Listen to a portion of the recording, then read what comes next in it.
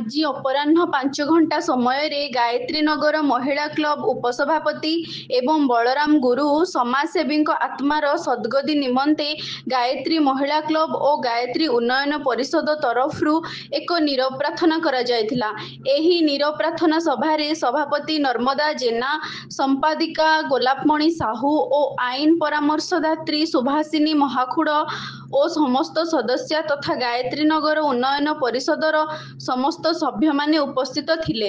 ଆମର ଲେଡିଜ୍ କ୍ଲବ୍ର ଲତା ଦିଦି ଜଣେ ବହୁତ ଷ୍ଟ୍ରଙ୍ଗ ଲେଡି ଥିଲେ ଆଉ କ୍ଲବ୍ ପାଇଁ ସେ ବହୁତ କରିଥିଲେ। ସେଥିଲାଗି ତାଙ୍କ କଥା ଆମର ଏବେ ବହୁତ ମନେ ପଡ଼ୁଛି। ସିଏ ତ ଚାଲିଗଲେଣି, ତାଙ୍କ ପାଇଁ ଆମର ଏ କ୍ଲବ୍ରେ ଆଜି 2 ମିନିଟ୍ ନୀରବ ପ୍ରାର୍ଥନା କରାଗଲା।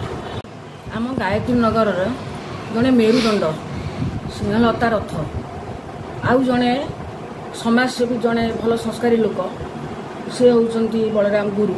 ଏ 2 ଜଣ ଏବେ ନଗଦ ଆମଠୁ ସଂସାର ଛାଡ଼ିକି ଚାଲି ଯାଇଛନ୍ତି। ଯିଏ ସ୍ନେହଲତା ରଥ, ଯିଏ ସେ ଓମେନ୍ସ କ୍ଲବ୍ର ଭାଇସ୍ ପ୍ରେସିଡେଣ୍ଟ ଥିଲେ। ଏତେ ଦୁଃଖରେ ପୀଡ଼ିତ ହୋଇକି ମାନେ 3 ବର୍ଷ ପାଖାପାଖି ବୋଧେ ପଡ଼ି ରହିକି ତାଙ୍କର ଇହଲୀଳା ସମ୍ବରଣ କଲେ। ଏତିକି ଆଜି ତାଙ୍କ ପାଇଁ ଆମେ ଗାୟତ୍ରୀନଗର ସମସ୍ତେ ଏକାଠି ହେଇକି ନୀରବ ପ୍ରାର୍ଥନା କରୁ। ତାଙ୍କର ଆତ୍ମା आज आमर यही शोकसभा आम आमर गायत्री लेडीज क्लब उपसभानेत्री श्रीमती स्नेहलता रथ सहित कलोनी रोकवा श्रीयुक्त बलराम गुरु आम शोक प्रार्थना कलु।